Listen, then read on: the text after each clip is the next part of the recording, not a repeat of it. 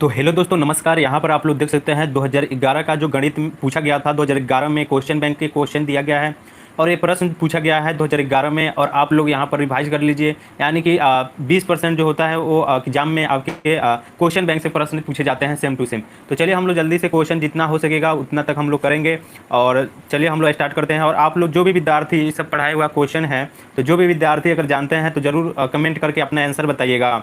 तो चलिए हम लोग पहला नंबर प्रश्न यहाँ पर देखते हैं, ना टाइम गवावे।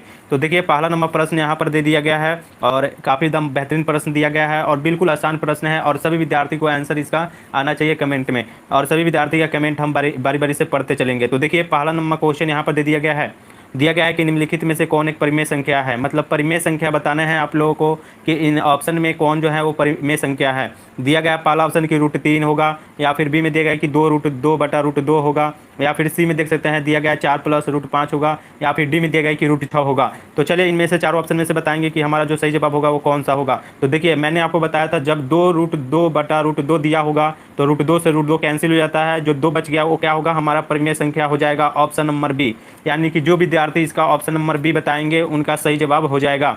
चलिए बिल्कुल, अब हम लोग नेक्स्ट क्वेश्चन यहाँ पर 2 नंबर क्वेश्चन यहाँ पर देखिए क्वेश्चन बैंक का क्वेश्चन है। ठीक है, चलिए इसको रिवाइज कर लेना है आप लोगों को। देखिए 2 नंबर क्वेश्चन दिया गया है कि किसी धनात्मक पूर्णांक ए तथा बी के लिए ए का लसा ए बी का मसा गुना ए बी का लसा निम्न में से किसके बराबर है। चलिए इसका राइट आंसर बताएंगे आप सभी विद्यार्थी कि हमारा आंसर क्या होगा। तो देखिए मैंने इसका प्रश्न का आंसर जो है वो कल ही बताया हुआ था, तो आज आप लोग कमेंट करके बताएंगे।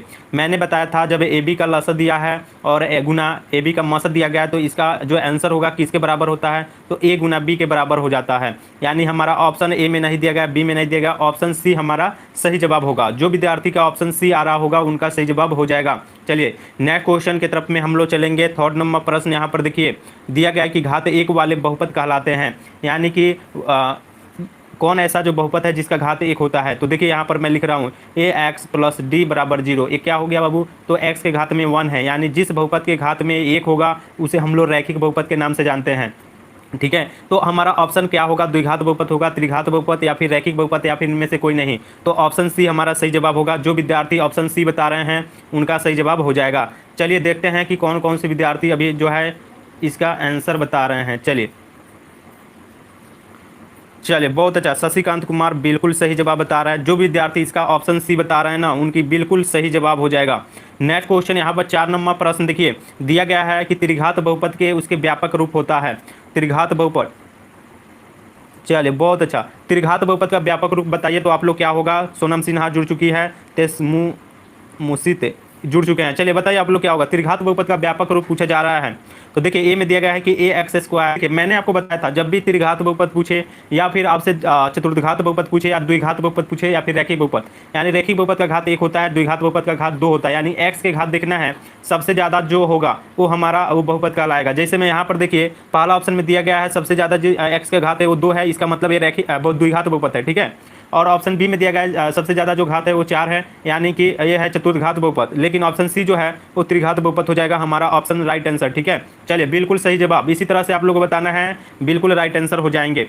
चलिए यहाँ पर देखिए 5 नंबर क्वेश्चन है दिया गया है कि यदि साइन a = 3/4 हो तो कॉस a का मान पूछा जा रहा है कि क्या होगा। ठीक है, तो चलिए यहाँ पर हम इसको सोल्यूशन करते हैं। तो देखिए यहाँ पर दिया गया हमारा ऑप्शन क्वेश्चन कि साइन a बराबर दिया गया है 3/4। तो देखिए मैंने आपको पढ़ाया था कि साइन का जो सूत्र होता है वो होता है p/h होता है। ठीक है, और कॉस a का सूत्र क्या होता है, तो कॉस a का सूत्र होता है b/h होता है। ठीक है, तो देखिए हमको तो यहाँ पर p और h मिल गया और हमको केवल b निकालना है। तो b निकालने का एक सूत्र होता है, ठीक है ना, b बराबर होता है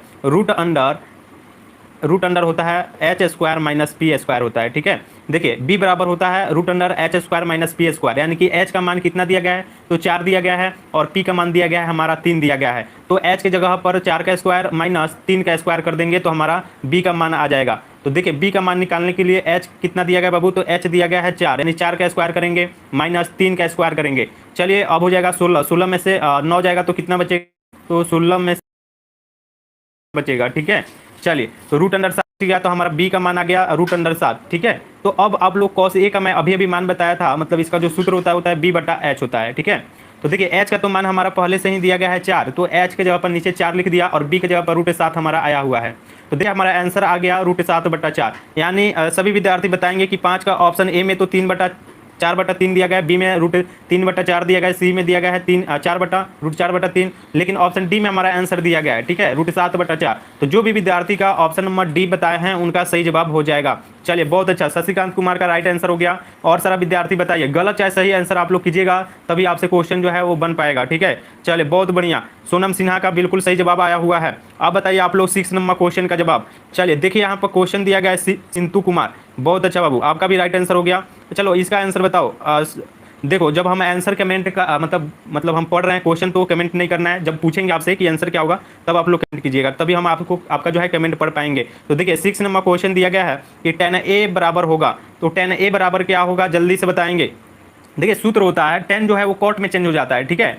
यहाँ पर जो सूत्र होता है tan a बराबर क्या होता है, तो tan a बराबर होता है cot 90 माइनस ए होता है सिंपली से। यानी जो विद्यार्थी इसका ऑप्शन नंबर ए बता रहा है 6 का, उनका सही जवाब होगा। चलिए यहाँ पर सोनम सिन्हा का राइट आंसर हो गया, बिल्कुल सही जवाब।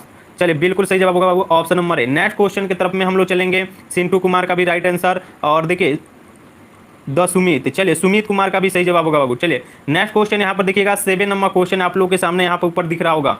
दिया गया है कि किसी बिंदु एक्स अक्ष से दूरी उस बिंदु का कहलाती है। मतलब किसी एक्स अक्ष से दूरी, मतलब यहाँ पर देखिएगा मैं यहाँ पर ग्राफ पर यहाँ पर बना रहा हूँ आलेख। तो देखिए यहाँ पर एक्स अक्ष है, यहाँ पर एक्स डैक्स होता है, यहाँ पर वाई होता है, नीचे वाई डैक्स होता है, ठीक है। तो देखिए यहाँ पर पूछा जा रहा है एक्स अक्ष से दूरी पूछा जा रहा है। मतलब एक्स अक्ष जो है यहाँ से अगर हम दूरी निकालेंगे तो एक किसके समानांतर जाएगा, तो वाई के समानांतर। यानी एक्स को कहा जाता है भुज, ठीक है, एक्स को भुज कहा जाता है और वाई को कोटि कहा जाता है, ठीक है। तो देखिए जब एक्स के समानांतर, एक्स से दूरी पूछेगा तो वाई के समानांतर होगा, यानी कि कोटि होगा। जब एक्स से दूरी पूछेगा तो कोटि हो जाएगा, और जब वाई से दूरी पूछेगा तो हमारा भुज हो जाएगा, ठीक है। तो दोनों में आप लोगों को अंतर समझ लेना है। तो चलिए इसका आंसर कौन कौन विद्यार्थी बता रहे हैं, चलिए बहुत अच्छा। यानी इसका right answer option number B होगा बाबू, ठीक है। 7 का ऑप्शन नंबर बी कोटि होगा, क्योंकि एक्स अक्ष से दूरी पूछा जा रहा है तो कोटि होगा, ऑप्शन बी। चलिए बहुत अच्छा। 8 का बाबू, अभी देखो 7 का बता रहे हैं तो 7 का बताइए, ठीक है ना। देखिए ऑप्शन नंबर इसका बी हो जाएगा, बिल्कुल सही जवाब। चलिए 8 नंबर क्वेश्चन बताएंगे, सभी विद्यार्थी का हम क्वेश्चन देखेंगे, ठीक है, सभी विद्यार्थी का हम आंसर देखेंगे, ठीक है। चलिए तो आप लोग बताइए कि यहाँ पर दिया गया है 8 नंबर प्रश्न की निम्नलिखित में से कौन एक वृत्त का क्षेत्रफल का सूत्र है। तो देखिए वृत्त का क्षेत्रफल का सूत्र आप लोग को बताना है। ए में दिया गया 2πr, बी में दिया कि 4πr², सी में दिया गया कि πr² और डी में दिया कि 4πr। चलिए तो इन चारों ऑप्शन से बताएंगे हमारा कौन सही जवाब होगा। देखिए बबू वाला क्वेश्चन है, ठीक है। आप लोग 8वां 7वां से पढ़ते आ रहे हैं वृत्त का क्षेत्रफल क्या होता है।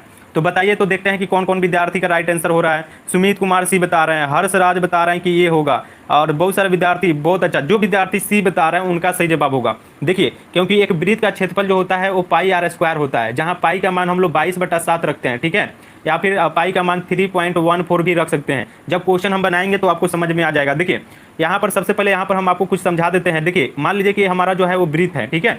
अब वृत्त में अगर हम केंद्र से अगर वृत्त को हम मिला देते हैं तो इसको बोला जाता है त्रिज्या, जिसको हम आर से सूचित करते हैं। अगर पूरा हम वृत्त को ए पार से ओ पार मिला देते हैं, इसको व्यास के नाम से जानते हैं, यानी इसको डी से सूचित किया जाता है, व्यास को, ठीक है। अगर आपसे एग्जाम में पूछ देता है, मान लो यहाँ पर वृत्त का क्षेत्रफल पूछा है, कहीं आपसे पूछ दे कि वृत्त का त्रिज्या क्या होगा, अब वृत्त का वृत्त का परिधि क्या होगा, तो क्या बताइएगा आप लोग। तो वृत्त का परिधि याद रखिएगा होता है 2πr, वृत्त का परिधि 2πr होता है, ठीक है। अगर आपसे पूछ दे एग्जाम में कि अर्ध वृत्त का क्षेत्रफल क्या होता है, ठीक है ना, अर्ध वृत्त का, देखिए ये तो सभी क्वेश्चन जो है ना याद रखने का चीज़ है। चलिए आप लोग आज ग्रुप में जुड़िए, हम जितना भी क्षेत्रमिति से जितना भी मतलब जो सूत्र हैं वो मैं डाल देता हूँ, ठीक है, वहाँ से आप लोग याद रखिएगा, तभी जो है आप लोग से क्वेश्चन बनेगा। या फिर हमारे शॉर्ट वीडियो में डाला गया है क्षेत्रमिति से जो फार्मूला है वो डाला गया, तो उसको जाकर आप लोग एक बार देख कर याद रख लीजिएगा, ठीक है। अगर कहीं पर आपसे पूछ देगा कि वृत्त का व्यास क्या होता है, यानी व्यास डी बराबर क्या होता है, तो व्यास अगर पूछेगा तो हो जाता है 2 गुना त्रिज्या। 2 गुना त्रिज्या कैसे हो गया, तो देखिए मान लो यहाँ पर केंद्र है और यहाँ से हम अगर मिला देते हैं वृत्त पर, तो ये हो गया त्रिज्या। अगर यहाँ पर मतलब 2 को त्रिज्या अगर मिला देते हैं तो हमारा वृत्त का हो जाता है 2r, ठीक है, यानी डी बराबर हो जाता है 2r, ठीक है। चलिए अब हम नेक्स्ट क्वेश्चन तरफ में चलते हैं। देखिए 9 नंबर क्वेश्चन यहाँ पर देखिएगा, दिया गया कि संचयी ब्रह्मवार्ता वक्र कहलाती है। तो संचयी ब्रह्मवार्ता वक्र कहलाती है, त्वरण कहलाती है, या फिर आयत चित्र कहलाती है, या फिर दंड आरेख कहलाती है, या फिर ब्रह्मवार्ता कहलाती है। तो देखिए संचयी ब्रह्मवार्ता आप लोग को पढ़ना है, तो वहाँ पर बताइए कि संचयी ब्रह्मवार्ता जो है वक्र, ठीक है, ये क्या कहलाएगी। मान लो यहाँ पर हम ग्राफ पर इस प्रकार से हम वक्र बना रहे हैं, तो इस वक्र क्या कहलाएगी, तो ये जो है वो त्वरण कहलाएगी, ठीक है। तो जो विद्यार्थी इसका ऑप्शन ए बता रहे हैं 9 का बिल्कुल सही जवाब। सोनम सिन्हा का राइट आंसर हो गया। सुमित कुमार सुमित बिल्कुल सही जवाब, ऑप्शन ए बता रहे हैं, बहुत बढ़िया, ऑप्शन ए होगा त्वरण। चलिए अब हम नेक्स्ट क्वेश्चन तरफ में, आप लोग लाइक कीजिए, सबसे पहले तो आप लोग एक बार लाइक कीजिएगा तभी और सारे विद्यार्थी के पास जो है वीडियो जाएगा तो जुड़ेगा। क्योंकि देखिए जो इंपॉर्टेंट क्लास आज का होने वाला है, क्योंकि बेसिक से हम लोग स्टार्ट कर रहे हैं। और देखिए जो क्वेश्चन है 2011 में पूछा गया है, ठीक है। देखिए ऊपर मैं आपको दिखा रहा हूँ 2011 का पहला सेटिंग का एक क्वेश्चन है। देखिए कितना आसान आसान क्वेश्चन पूछा गया है। अगर ये आपके एग्जाम में पूछ देता है तो क्या होगा, बिल्कुल एक भी क्वेश्चन आपसे छूटने वाला नहीं है। देखिए 10 नंबर क्वेश्चन दिया गया है कि यूक्लिड विभाजन एल्गोरिथम दो धनात्मक पूर्णांकों के निम्न में किसे परिकलित करने का एक तकनीक है। मतलब जो यूक्लिड विभाजन आप लोग पढ़े हैं, बी बराबर एक क्यू प्लस आर आप लोग पढ़े ही होंगे, ठीक है। सॉरी, ए बराबर होता है बी क्यू प्लस आर, ठीक है। तो ये सब तो आप लोग पढ़े ही होंगे। तो ये क्या चीज़ निकालने का तकनीक है, तो वो निकालने का तकनीक है मस, यानी कि एचसीएफ निकालने का तकनीक है, ठीक है। चलिए तो ऑप्शन नंबर हो जाएगा बी हमारा सही जवाब। चलिए बहुत अच्छा, very good. Option number B जो विद्यार्थी बता रहे हैं उनका सही जवाब होगा, बिल्कुल सही जवाब होगा। हम सभी विद्यार्थी का कमेंट जो है ना वो देखते चल रहे हैं, ठीक है। हर्ष राज का, सोनम सिन्हा और सुमित कुमार बोल रहे हैं सर लाइक कर दिए, बहुत अच्छा। नेक्स्ट क्वेश्चन यहाँ पर देखिएगा यहाँ पर देखिए 2012 में अब जो क्वेश्चन पूछा गया है वहाँ से हम देख लेते हैं कि कौन कौन से क्वेश्चन पूछा गया है। क्योंकि आप लोग भी जानते हैं क्वेश्चन बैंक आपको पढ़ना अनिवार्य है, क्योंकि यहाँ से 25% जो है ना क्वेश्चन बैंक से प्रश्न सेम टू सेम लड़ते हैं आपके एग्जाम में, ठीक है। तो चलिए हम लोग जल्दी से चलते हैं और यहाँ पर देखते हैं 2012 में कौन कौन से क्वेश्चन जो है पूछा गया है। तो देखिए पहला नंबर क्वेश्चन यहाँ पर आपके सामने दिख रहा होगा, दिया गया है कि प्रथम 5 पूर्ण संख्याओं का माध्य कौन होगा। तो प्रथम 5 पूर्ण संख्याओं का माध्य आप लोग बताइए कि क्या होगा, 3 होगा, 2 होगा, या फिर 2.5 होगा, या फिर डी में कि 4 होगा। तो सबसे पहले ये बताइए आप लोग पूर्ण संख्या क्या होती है। पूर्ण संख्या जो होती है वो क्या होती है, सभी विद्यार्थी को बताना है। तो देखिए पूर्ण संख्या जो होती है वो शून्य से शुरू होती है और अनंत तक जाती है। यानी कि प्रथम 5 पूर्ण संख्या, प्रथम 5 यानी कि 0, 1, 2, 3 और 4 ही तक रहेगा, क्योंकि यहाँ पर गिनिए तो 5 को हो जा रहा है, ठीक है ना। तो देखिए माध्य निकालने के लिए होता है जितना संख्या ऊपर रहेगा, ठीक है, उतना ही संख्या से भाग दे देते हैं हम लोग सिंपली से, ठीक है। तो इसको पहले जोड़िए, 0 और 1 हो जाएगा, और 1 और 2 3 और 3 6 4 10, यानी कि 10/5 कितना हो जाएगा हमारा आंसर, तो 2 हो जाएगा। देखिए सभी बबू वाला प्रश्न यहाँ पर है, ठीक है। तो बस आप लोग समझिए और क्वेश्चन का जवाब दीजिए, बिल्कुल सही जवाब होगा बाबू, ठीक है ना। हर्ष का राइट आंसर आ रहा है ऑप्शन नंबर बी, बहुत बढ़िया। देखिए नेक्स्ट क्वेश्चन यहाँ पर देखिएगा, दिया गया है कि दो वृत्तों के क्षेत्रफल का अनुपात अगर दे दिया गया है 4:1 दिया गया है, तो उनकी त्रिज्याओं का जो है वो अनुपात बताना है कि क्या होगा। तो देखिए इसके लिए मैं एक ट्रिक आपको बताया हुआ था। देखिए जब मैं आपको बताया था जब क्षेत्रफल का अनुपात दिया होगा और आपसे त्रिज्या का अनुपात पूछेगा तो क्या होगा। तो देखिए त्रिज्या का अनुपात जब पूछेगा तो इसको आधा कर देते हैं, ठीक है, यानी कि इस पर रूट लगा देते हैं। और जब क्षेत्रफल का अनुपात पूछेगा तो इसको स्क्वायर करके दुगुना कर देते हैं, ठीक है।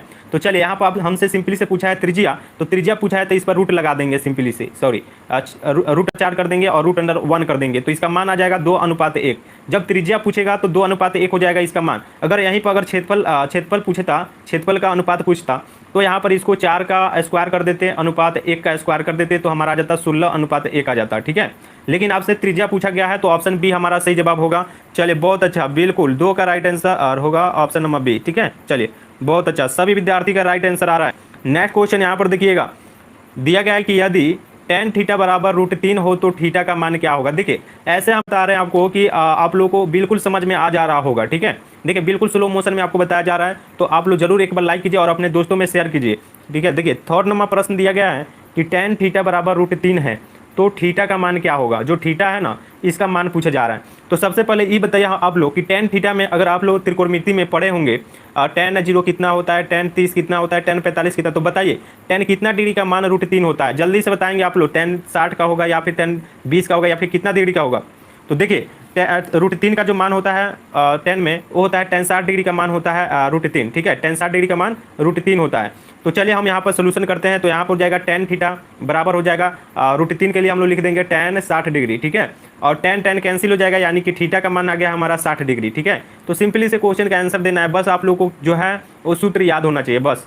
तो ऑप्शन यहाँ पर कहाँ पर दिया गया बाबू, तो ऑप्शन डी में दिया गया है सही जवाब, बिल्कुल, ठीक है ना, बिल्कुल ऑप्शन नंबर डी हो जाएंगे हमारा। नेक्स्ट क्वेश्चन यहाँ पर देखिएगा 4 नंबर क्वेश्चन दिया गया है, इसको आप लोग को सोल्यूशन करना है। देखिए दिया गया है कि cos 60 डिग्री +1 बटा cos 60 डिग्री -1, और निम्नलिखित में इसका मान पूछा जा रहा है कि कौन होगा। तो बताइए कि इसको हम लोग किस प्रकार से सोल्यूशन करेंगे। तो सबसे पहले ये बताइए आप लोग कि cos 60 डिग्री का मान क्या होता है, ठीक है। जल्दी से कमेंट कीजिए कि cos 60 डिग्री का मान क्या होता है। तो cos 60 डिग्री का मान होता है 1/2। जहाँ जहाँ cos 60 डिग्री लिखा है ना वहाँ 1/2 आप लोग लिख दीजिए, ठीक है। जैसे मैं यहाँ पर देखिए यहाँ पर cos 60 लिखा है तो यहाँ पर हम 1/2 +1 हो जाएगा, ठीक है। नीचे उसी प्रकार से लिखना है 1/2 -1, ठीक है। चलिए, और ए के नीचे कुछ नहीं है तो 1 1 हम लगा देते हैं, क्योंकि ए के नीचे 1 हमेशा मतलब नीचे 1 छुपा रहता है, ठीक है। अब आप लोग ऊपर का भीम का जोड़ करिए और नीचे वाला भीम का घटाव कीजिए आप लोग, ठीक है। चलिए, तो हम ऊपर वाला जब भीम का जोड़ करते हैं तो 1 + 2/2 आएगा, नीचे वाला भी उसी प्रकार से आएगा 1 - 2/2, ठीक है। तो एक और 2 कितना हो जाएगा, तो 3/2 ऊपर हो जाएगा और नीचे हो जाएगा -1/2, ठीक है। चलिए, तो अब 2 से 2 कैंसिल हो जाएगा यहाँ पर, ठीक है। 2 से 2 कैंसिल हो जाएगा तो हमारा बच गया क्या, तो -3, यानी क्योंकि यहाँ पर माइनस लगा हुआ है तो -3 जो विद्यार्थी ऑप्शन बी बता रहे हैं उनका सही जवाब होगा, ठीक है। ऑप्शन नंबर बी जो विद्यार्थी बताएंगे उनका सही जवाब। चलिए, बहुत अच्छा, हर्षराज का राइट आंसर हो गया। चलिए, बहुत बढ़िया। नेक्स्ट क्वेश्चन देखिए, 5 नंबर क्वेश्चन यहाँ पर देखिए, ये भी इंपॉर्टेंट क्वेश्चन है। दिया गया है कि यदि अल्फा और बीटा f(x) बराबर दिया गया है यहाँ पर x² + x + 1 के मूल हो तो 1/α + 1/बीटा का मान क्या होगा, ठीक है। 1/α + 1/बीटा का मान पूछा जा रहा है कि क्या होगा। तो चलिए हम इसको सोल्यूशन करते हैं। देखिए, इसका तो डायरेक्ट सूत्र आप लोग को मैं बताया था कि डायरेक्ट सूत्र याद रखिएगा -b/c होता है, लेकिन इसको किस प्रकार से हल करेंगे कि -b/c आएगा, ठीक है। चलिए, तो इसके लिए आप लोगों को सिंपली से क्या करना है, तो यहाँ पर इसको भीम का जोड़ दीजिए, यानी 1 + α + 1/बीटा है। इसको अगर आप लोग भीम का जोड़िएगा तो अल्फा और बीटा का लसा हो जाएगा अल्फा × बीटा। तो देखिए, एक बार अल्फा × बीटा से अल्फा में भाग दीजिएगा तो ऊपर हो जाएगा बीटा + अल्फा, यानी ऊपर आ जा रहा है अल्फा + बीटा, नीचे आ गया अल्फा × बीटा। तो देखिए, अल्फा + बीटा के लिए सूत्र होता है -b/c और अल्फा × बीटा के लिए होता है c/a। तो c से c कैंसिल हो जाएगा, हमारा जो आंसर आ रहा है सॉरी c/a -b/a, हाँ, तो a से a कैंसिल हो जाएगा तो हमारा जो सूत्र आ रहा है -b/c, ठीक है। तो देखिए, इसको याद रखिएगा आप लोग कि 1/α + 1/बीटा का डायरेक्ट जो मान होता है वो होता है -b/c, ठीक है, -b/c। तो चलिए, b कितना दिया गया यहाँ पर देखिए आप लोग, देखिए यहाँ पर s² + x + 1 दिया गया है, तो b के जगह पर कितना दिया गया है, तो b के जगह पर प्लस में x दिया गया है, यानी कि x दिया गया है तो यहाँ पर 1 छिपा है तो -1 हो जाएगा, c के जगह पर 1 दिया गया तो 1, यानी कि -1/1, यानी कि -1 आ रहा है हमारा आंसर। ऑप्शन नंबर बी होगा इसका सही जवाब, यानी कि 5 का right answer option number B आप लोग बताइएगा तो सही जवाब होगा। नेक्स्ट क्वेश्चन यहाँ पर देखिएगा, दिया गया है कि एक द्विघात बहुपद के मूलों का योग तथा गुणनफल, मतलब योग और गुणनफल दोनों दे दिया गया यहाँ पर। देखिए, हम लोग जानते हैं कि बहुपद का जो योग होता है वो होता है अल्फा + बीटा, ठीक है, और गुणनफल होता है अल्फा × बीटा। तो अल्फा योग भी दे दिया गया है और गुणनफल का भी मान दे दिया गया है। तो यहाँ पर देखिए यहाँ पर योग दे दिया गया है, यानी कि अल्फा + बीटा बराबर 2 दे दिया गया है और अल्फा × बीटा बराबर यहाँ पर -15 दे दिया गया है, ठीक है। तो आपको बताया था कि अगर यहाँ पर द्विघात बहुपद का मूल का जो सूत्र होता है वो याद रखने के लिए आपको बताया हुआ था, यानी कि सूत्र होता है s² - α + beta into x + alpha × beta होता है। ये सूत्र मैंने आपको पहले से बताया हुआ था। तो देखिए, योग कितना दिया गया है, अल्फा + बीटा का मान दे दिया गया है 2 और अल्फा × बीटा का मान दे दिया गया -15। तो हम लोग रखेंगे यहाँ पर s² - अल्फा + बीटा का जगह पर हम लोग रख देते हैं 2 और x है तो यहाँ पर x लगा देते हैं और प्लस अल्फा × बीटा का मान कितना दिया गया तो -15। तो चलो यहाँ पर हो जाएगा -15।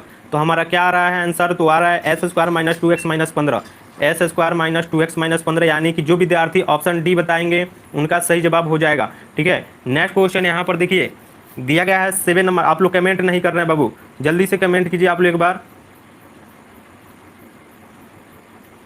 चलिए, देखिए यहाँ पर दिया गया है, ये बिंदु Q से किसी वृत्त की स्पर्श रेखा की लंबाई अगर 24 सेंटीमीटर है तो उसके केंद्र Q से दूरी 25 सेंटीमीटर है, तो वृत्त की त्रिज्या पूछा जा रहा है कि क्या होगा। चलिए, इसका आंसर आप लोग बताइए कि क्या होगा, सभी विद्यार्थी का कमेंट आना चाहिए, ठीक है। तो देखिए, यहाँ पर पहले क्वेश्चन आप लोग समझिए कि क्वेश्चन क्या आपसे बोला जा रहा है, ठीक है। दिया जा रहा है यहाँ पर क्वेश्चन कि यदि Q से किसी वृत्त की स्पर्श रेखा की लंबाई अगर 24 सेंटीमीटर है, ठीक है, और यहाँ पर दिया जा रहा है कि और केंद्र से Q की दूरी जो है 25 सेंटीमीटर है। तो चलिए, पहले हम लोग क्या करते हैं, तो यहाँ पर एक वृत्त का रचना करते हैं, ठीक है। वृत्त से Q की जो दूरी है, यानी Q यहाँ पर मान लो कोई Q है यहाँ पर अलग वृत्त से है, ठीक है, और केंद्र से Q की जो दूरी है वो कितना है, तो वो है 25 सेंटीमीटर। यहाँ पर 25 सेंटीमीटर हमने लिख दिया, ठीक है। और वृत्त से स्पर्श रेखा की लंबाई, यानी जो वृत्त है इससे स्पर्श रेखा की लंबाई जो है वो है 24 सेंटीमीटर, ठीक है। तो ये केंद्र का मान आपसे पूछा जा रहा है, जो त्रिज्या का मान है वो कितना होगा, ठीक है। तो चलिए इसको हम सोल्यूशन करते हैं। मान लो ये हो गया हमारा कर्ण, ठीक है, और ये हो गया हमारा जो है वो लंब हो गया, ठीक है, और ये हो गया आधार। तो चलो, एक सूत्र मैंने आपको पढ़ाया हुआ था कि जो त्रिज्या r बराबर होता है, यानी कि h² - p², यानी कि ये है b, ठीक है ना, b। तो b बराबर हो जाता है h² - p²। तो देखिए, h का मान कितना दिया है तो 25, तो 25 का स्क्वायर कर देंगे माइनस b कितना p कितना दिया गया तो 24, तो 24 का स्क्वायर कर दो। तो चलो, 25 का स्क्वायर करोगे तो कितना आएगा, तो 625 हो जाएगा, माइनस 24 का स्क्वायर करोगे तो 575 आ जाएगा। अगर आप लोग 625 में 575 को अगर घटाओगे तो कितना आएगा बाबू, तो √49, और √49 का मान 7 होता है। ठीक है, तो चलो इसका जो हमारा आंसर आ रहा है वो आ रहा है 7 सेंटीमीटर, यानी कि ऑप्शन नंबर ए सही जवाब हो जाएगा। ठीक है, चलो इस प्रकार का क्वेश्चन आपके एग्जाम में आएंगे तो इसी तरह से सोल्यूशन करके आप लोग जवाब दीजिएगा। चलिए नेक्स्ट क्वेश्चन देखिए, 10 नंबर क्वेश्चन दिया गया है, सॉरी 8 नंबर की बिंदु, यहाँ पर एक बिंदु दे दिया गया है और 21 पाद में है पूछा जा रहा है। तो देखिए मैंने आपको यहाँ पर बताया हुआ था, ठीक है, 21 चतुर्थ ये पूछा जा रहा है। देखिए ये हो गया x, ये हो गया y, और ये हो गया x डैश, और ये हो गया y डैश। ठीक है, तो देखिए यहाँ पर जो है वो क्या चीज़ दिया गया है, तो -4,3 दिया गया है। ठीक है, तो देखिए -4,3 यहाँ पर लिख देते हैं।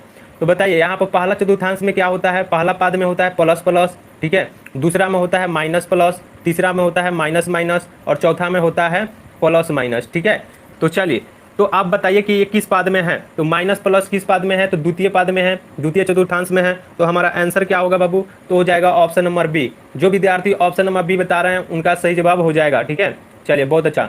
नेक्स्ट क्वेश्चन यहाँ पर देखिएगा, निम्न में से कौन एक परिमेय संख्या है, परिमेय संख्या बताइए। देखिए ये जो क्वेश्चन है ना, ये जो हम बता रहे हैं रिपीटेड क्वेश्चन है। ठीक है, ये बार बार हर साल आपके एग्जाम में क्वेश्चन जो है इस तरह से पूछे जाता है। तो बताइए कि इसका राइट आंसर क्या होगा। एम देखिए √3 है, बी में देखिए 2√2 है, या फिर सी में देखिए 4 + √5 है, या डी में देखिए √6 है। तो देखिए यहाँ पर जो ऑप्शन नंबर बी दिया गया है 2√2 दिया गया है, यानी कि √2 से √2 कैंसिल हो जाएगा, हमारा बच गया 2, हमारा राइट आंसर। यानी कि 2 जो है वो पूर्ण संख्या है, प्राकृतिक संख्या है, इसीलिए हमारा ये परिमेय संख्या कहलाएगा। ठीक है, जो विद्यार्थी ऑप्शन बी बता रहे हैं उनका सही जवाब हो जाएगा। नेक्स्ट क्वेश्चन यहाँ पर देखिएगा, चलिए आप लोग कमेंट बताइए बाबू लोग, ठीक है ना। चलिए बहुत अच्छा, सभी विद्यार्थी का हम कमेंट देख रहे हैं यहाँ पर 9 का यहाँ पर कमेंट आया हुआ है। चलिए बहुत अच्छा, वेरी गुड। सोनम सिन्हा जुड़े हुए हैं, सुमित कुमार और बहुत सारे विद्यार्थी आप यहाँ पर बताएंगे। चलिए साइफ राजा जुड़े हुए थे, बोल रहे थे कि सर नाम नहीं लेते हैं, तो बाबू नाम ले रहे हैं। ठीक है, आप लोग जुड़िए, ठीक है ना। चलिए बहुत अच्छा, चलिए यहाँ पर क्वेश्चन बताइए आप लोग। क्वेश्चन पहले √x हो तो बहुपद नहीं होता है, या फिर x के पावर माइनस में कुछ रहे तो बहुपद नहीं होता है।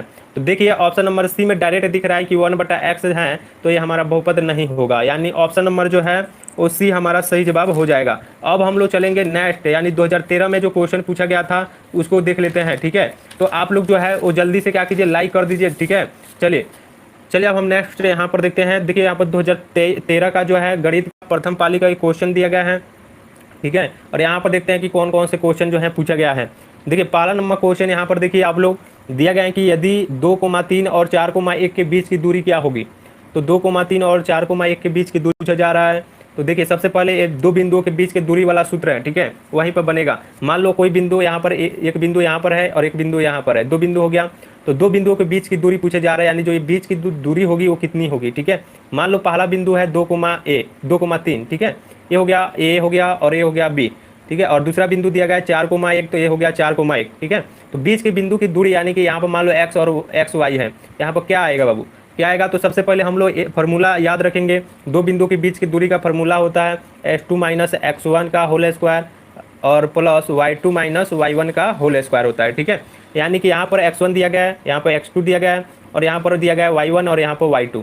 ठीक है, तो चलिए यहाँ पर हम लोग सोल्यूशन करेंगे। x2 के जगह पर दिया गया है 4, तो 4 - x1 2 दिया गया है, तो इसका स्क्वायर प्लस y2 कितना दिया गया है, तो 1, तो 1 माइनस y1 कितना दिया गया है, तो 3, तो 3 का स्क्वायर। ठीक है, चलिए तो देखिए अगर 4 में से 2 जाएगा तो 2 बचेगा, तो 2 का स्क्वायर करिएगा तो बच जाएगा हमारा 4, यहाँ पर 4 हो जाएगा, प्लस 1 में से यहाँ पर 1 में से 3 जाएगा तो -2 का स्क्वायर कीजिएगा तो ये भी हो जाएगा 4, यानी कि रूट अंदर आ रहा है हमारा 8। ठीक है, रूट अंदर 8 आ रहा है, तो देखते हैं कि हमारा आंसर रूट अंदर 8 में दिया गया है कि नहीं। देखिए यहाँ पर तो रूट अंडर 8 में आंसर नहीं दिया गया है, तो हम लोग रूट अंडर 8 को ऐसे तोड़ेंगे कि हमारा जो आंसर है इस फॉर्म में हमको आ जाए। तो देखिए रूट अंडर 8 के लिए हम लोग लिख सकते हैं 4 × 2, यानी कि 4 का वर्गमूल तो हम लोग जानते हैं कि 2 होता है, तो हो जाएगा 2√2, यानी कि हमारा जो आंसर आएगा 2√2 इकाई, ऑप्शन नंबर ए हो जाएगा। ठीक है, चलिए जो विद्यार्थी का ऑप्शन ए बताए हैं उनका सही। चलिए हम कमेंट थोड़ा देख लेते हैं, कमेंट कौन कौन से विद्यार्थी किए हुए हैं। चलिए बहुत अच्छा बाबू, बहुत बढ़िया, बहुत अच्छा। सोनम सिन्हा बता रही है, हर्ष राज बता रहे हैं, यहाँ पर देखिए सुमित कुमार। चलिए बहुत अच्छा, बहुत अच्छा। आप लोग और जो विद्यार्थी नए जुड़े हैं आप लोग कमेंट कीजिए, ठीक है ना, तभी हम आपका जो है नाम ले पाएंगे। ठीक है, चलिए नेक्स्ट क्वेश्चन तरफ में हम लोग चलेंगे। यहाँ पर देखिएगा दिया गया 2 नंबर प्रश्न की किसी बिंदु y अक्ष से दूरी उस बिंदु का कहलाता है। मतलब किसी बिंदु किसी बिंदु की y अक्ष से दूरी उस बिंदु का क्या कहलाता है। तो मैंने आपको बताया था, ध्यान से समझिएगा, मैंने यहाँ पर बताया था ये होता है x, ये होता है y, यहाँ पर होता है y डैश, यहाँ पर x डैश होता है। ठीक है, तो देखिए अगर y अक्ष से दूरी पूछेगा तो y अक्ष से दूरी पूछेगा तो y अक्ष से दूरी x के समानांतर जाएगा, तो x के समानांतर जाएगा तो x वाला हो जाएगा। देखिए जब x y से दूरी पूछेगा तो x वाला हो जाएगा, और x से दूरी पूछेगा तो y वाला हो जाएगा। यानी y को हम लोग बोलते हैं कोटि, ठीक है, और x को बोलते हैं भुज। ठीक है, x को बोलते हैं भुज। तो देखिए तो ये क्या हो जाएगा बाबू, तो जब y से पूछा जा रहा है तो y x निर्देशांक हो जाएगा यानी भुज। ठीक है, तो इसका राइट आंसर हो जाएगा ऑप्शन नंबर बी। ठीक है, जो विद्यार्थी 2 का ऑप्शन बी बता रहे हैं, अगर यहाँ पर भुज भी लिखा रहता है ना तो भी सही जवाब होता है। ठीक है, चलिए नेक्स्ट क्वेश्चन यहाँ पर देखिएगा। यहाँ पर क्वेश्चन आ गया, इंपॉर्टेंट क्वेश्चन दिया गया कि 2 समरूप त्रिभुजों का भुजाएं अगर 4:9 दिया गया है तो इसकी त्रिभुज का क्षेत्रफल का अनुपात क्या होगा। तो देखिए मैंने अभी अभी बताया था, अगर त्रिज्या का अनुपात दिया गया है और क्षेत्रफल का अनुपात दिया गया है तो इसको स्क्वायर कर देते हैं। ठीक है, तो देखिए 4 का स्क्वायर करिए और 9 का स्क्वायर कीजिएगा तो क्या हो जाएगा, तो 4 चौका 16:81 हो जाएगा। ठीक है, तो 16:81 हो गया हमारा आंसर। ठीक है, अगर यहीं पर अगर क्षेत्रफल का अनुपात दिया रहता और यहाँ पर त्रिज्या का अनुपात पूछता तो इसको सिंपली से हम लोग रूट लगा देते हैं, यानी कि 4√4 अनुपात √9 हो जाता, तो हमारा आंसर आता 2:3। लेकिन यहीं पर देखिए यहाँ पर क्षेत्रफल का पूछा तो यहाँ पर स्क्वायर लगाकर हमारा ऑप्शन नंबर सी हो गया सही जवाब। ठीक है, देखते हैं में आप लोग को आंसर बता देना है। ठीक है, चलिए नेक्स्ट क्वेश्चन देखिए, 4 नंबर क्वेश्चन देखिए, लास्ट क्वेश्चन यहाँ पर हम रख देते हैं क्योंकि देखिए वीडियो जो है 37 मिनट का हो गया। ठीक है, देखिए यहाँ पर जगह है कि √2 क्या है, √2 है जो क्या है, परिमेय संख्या है, और परिमेय संख्या प्रकृति संख्या या फिर इनमें से कोई नहीं है। तो बताइए कि इसका सही जवाब क्या होगा। और सभी विद्यार्थी एक बार लाइक कीजिए क्योंकि डेली हम 7:30 से क्लास लेकर आ जाते हैं, लेट फेट 7:40 तक क्लास हाजिर हो जाता है। देखिए अभी जो है सभी विद्यार्थी जो है अभी 10th क्लास में न्यू गए हैं तो उनको अभी पढ़ाई का उतना जोश जुनून नहीं है।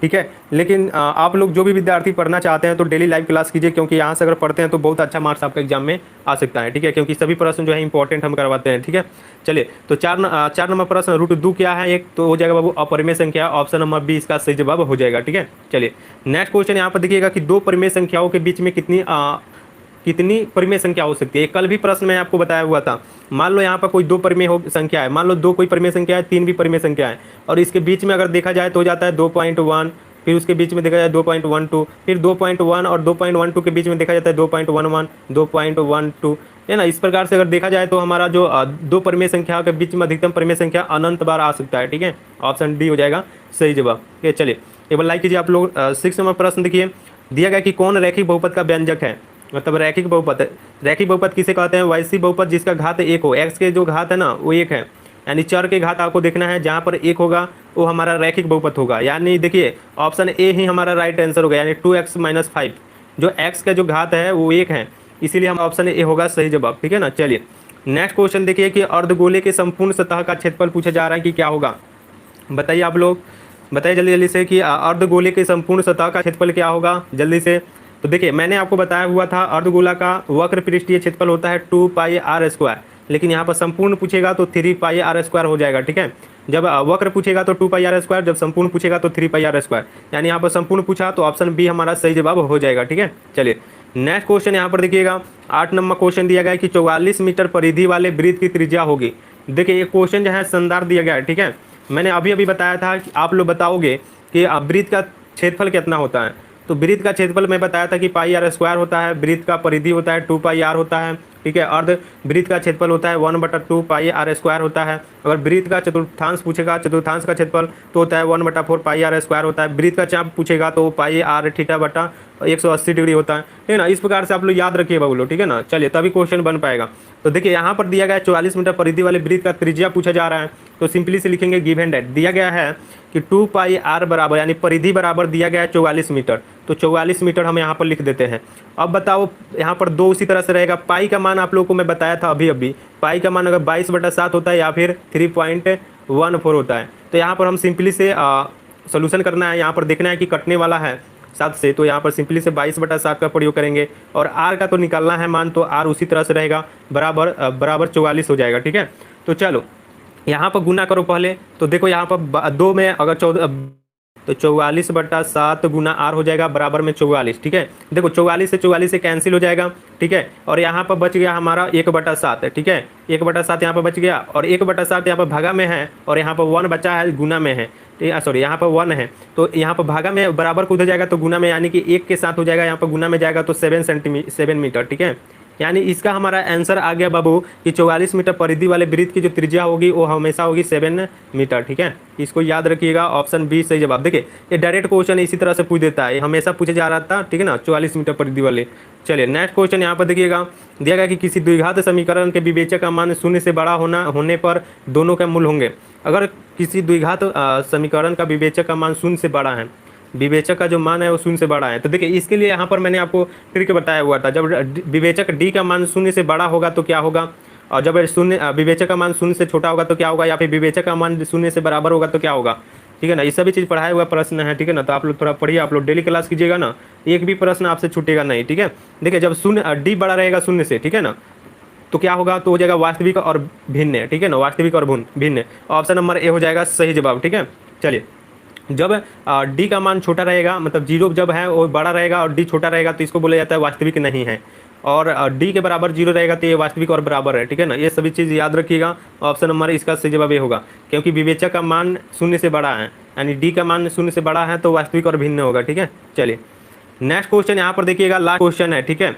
देखिए आज थोड़ा हमारा मुंड खराब हो गया है, ठीक है ना, इसीलिए हम ज़्यादा क्वेश्चन नहीं कराएंगे और 12th क्लास का भी क्लास जो है ना नहीं होगा, ठीक है। जो चलिए दिया गया यहाँ पर 9 sec square theta minus 9 tan square theta, ठीक है। इसको बताइए कि इसका आंसर क्या होगा। तो सबसे पहले यहाँ पर आप लोग ध्यान दीजिएगा, दोनों में 9 है जो है ना वो मतलब समान है तो कॉमन ले लीजिएगा, ठीक है ना। तो 9 sec स्क्वायर थीटा हो जाएगा माइनस हो जाएगा tan स्क्वायर थीटा, ठीक है।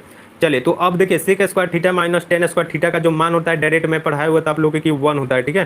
तो चलिए तो 1 हो गया इसका मान, ठीक है। तो 9 गुना 1 करिएगा तो क्या हो जाएगा, तो 9 हो जाएगा, ठीक है। यानी ऑप्शन नंबर बी इसका सही जवाब हो जाएगा, ठीक है। चलिए तो आज के लिए इतना ही रहने देते हैं, और जो विद्यार्थी नए हैं और जुड़े हुए हैं तो लाइक सब्सक्राइब कर दीजिएगा, क्योंकि इसी प्रकार से वीडियो हम लेकर आते रहते हैं आपके लिए, ठीक है। चलिए तो आज के लिए इतना ही रहेगा, मिलता है नेक्स्ट वीडियो में, अपने ख्याल रखिएगा। जय हिंद दोस्तों। और मेरा व्हाट्सएप ग्रुप लिंक डिस्क्रिप्शन में दिया, जुड़ जाइएगा, तो वहाँ पर जितना भी क्षेत्रमिति से क्वेश्चन है ना फार्मूला है तो मैं आपको वहाँ पर सेंड कर देता हूँ, तो वहाँ से याद करिएगा, ताकि जब भी क्लास चलेगा तो आप लोग आंसर बता दीजिए पहले ही, ठीक है। चलिए तो देखिए मेरा व्हाट्सएप ग्रुप नंबर है, लिख लीजिए 6207032720 है, ठीक है। चलिए तो इसको आप लोग एक बार लिख लीजिए, नोट कर लीजिए, ठीक है। और व्हाट्सएप ग्रुप डायरेक्ट जुड़ जाइए आप लोग, 10th क्लास का ग्रुप में डाल दिया हूँ, वहाँ से जुड़ जाइएगा, ठीक है। और डेली आप लोग ज्वाइन कीजिए 7:30 में, ठीक है, वहाँ पर क्लास चलेगा यहाँ पर, ठीक है। चलिए।